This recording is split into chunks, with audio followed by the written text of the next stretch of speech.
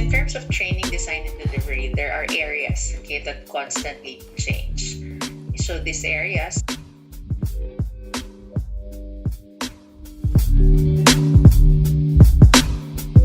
Hi guys, welcome back to my YouTube channel. So for today's video, I'm going to bring you guys with me with my online classes, and I actually already filmed my first class, but it's currently 10:30 and it's already my break time, and I'm going to make a banana bread because my banana is about to rot. And yeah, I've been wanting to make a banana bread for a while now, so I'm gonna bring you guys with me as I make a banana bread. Hi guys, nasa kusina tayo ngayon at naka-ready na yung mga ingredients na gagamitin ko. Pero bago yun, maghahalo na ako ng dry ingredients kasi yun yung nasa recipe. 2 cups of flour, salt, baking soda, cinnamon. Set aside the dry ingredients, and then on another bowl, mix in the sugar, egg, vegetable oil.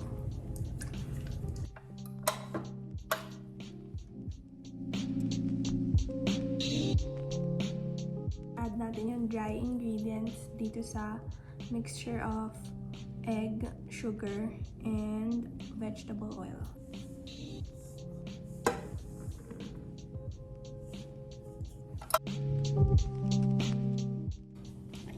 Sabi dun sa recipe na sinusundan ko, it should be dry. Ito yung itsura niya ngayon.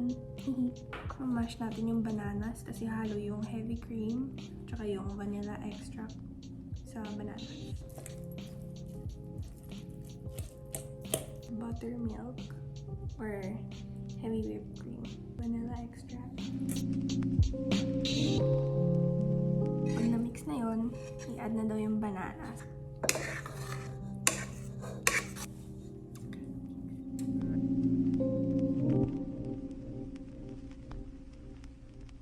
Ganyan yung itsura kapag na-mix na lahat ng ingredients except for the walnuts.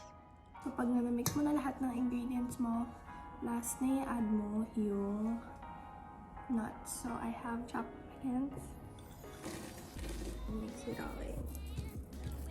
So, I've already greased my loaf pans, and you want to make sure that when transferring the mixture, you only put 3/4 of the way. So, make sure you leave a space because you don't want your banana bread to overflow. Okay.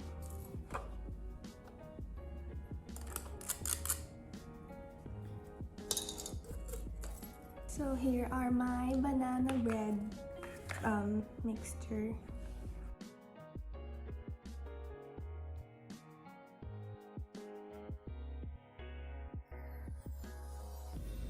So here's how my banana bread turned out. I've already wrapped them in a plastic wrap.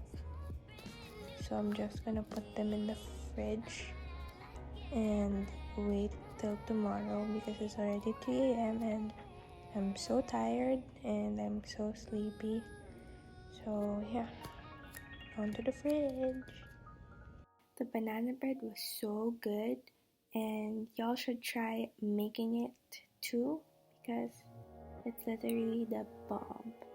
And I'm sorry for making this outro so shitty. Deuces.